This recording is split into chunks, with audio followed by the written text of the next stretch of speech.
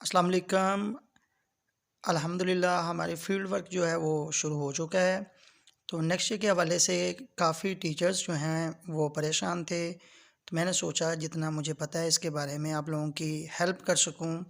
जैसे ही आप लोगों के पास ये मैप आएगा तो ये राइट साइड पे ये ब्लॉक लिखा होगा। जैसे मेरा 508 यानी कि 08 जो है ये मेरा ब्लॉक है।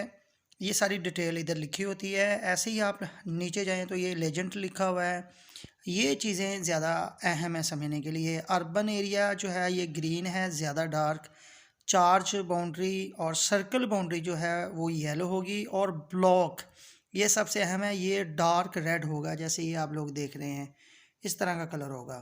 रेलवे के लिए भी निशान दिया हुआ है, मेन रोड के लिए भी। और वाटर जो है ये ब्लू कलर का है।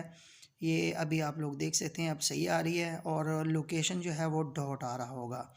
उसके बाद अब हम ये है 508 यानी कि 508 का है। तो यहाँ से ढूंढते हैं हम नक्शे में 508 कहाँ पे है।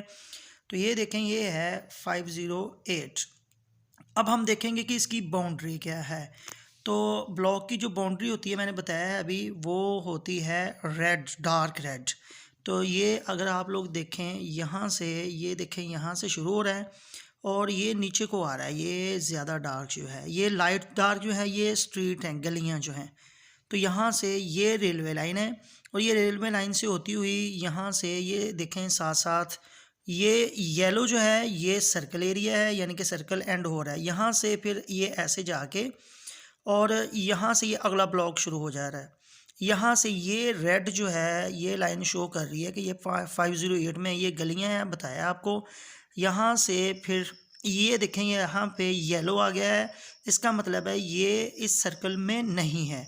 इसी तरह यहाँ से होते हुए फिर ऊपर को जा रहा है और ये जो रेड है यहाँ से ये सीधा ही जाके येलो, सॉरी रेड नहीं येलो, यहाँ तक आ रहा है। तो ये पूरा एरिया जो है वो लोकेट हो सकता है। इसी तरह से यहाँ पर ये देखें येलो जिधर आ रहा है वो सर्कल का एंड होगा या ब्लॉक का एंड भी हो सकता है। बाज़ औक़ात किसी जगह पे रेड नहीं है और एंड में आ जाता है येलो।